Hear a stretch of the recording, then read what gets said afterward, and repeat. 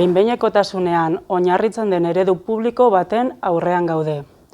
Enplegua egonkortu beharrean, zerbitzu publikoak pribatizatzeko legeetan babesten da Eusko Jaurlaritza. Eusko Jaurlaritzak behin-behinekotasunera eta prekarietatera kondenatu nahi gaitu. Eusko Jaurlaritzan langileok erretirora duintasunez heltzeko eskubidea dugu. Hobariak eta pizgarriak berreskuratu behar ditugu.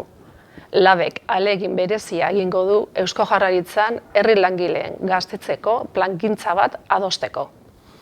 Eusko Jaurlaritzan herri langileon egonkortasuna eskubidea da.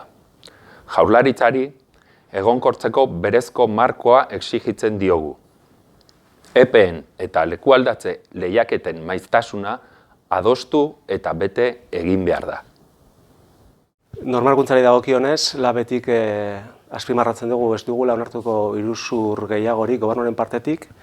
Exigitzen diogu euskalduntze prozesuak arindu ditzan, euskararen ezagutza unibertsala izan dadin herri langile guztion artean, eta behingoagatik euskaraz lan egin ahal izan dezagun normaltasunez.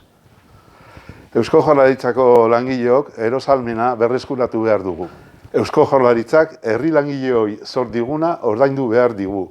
Kendu digun 15% ordaindu behar digu. Eusko Jaurlaritzan berdintasun arloan ez dugu iruzurrik onartuko.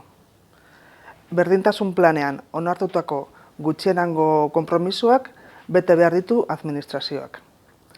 Politika feminista garatze aldera ezinbestekoa da teknikari sare aholtsua izatea. Berdintasun planak era transversalean eta arlo guztietan garatu behar dira. Lab, zure bide lagun!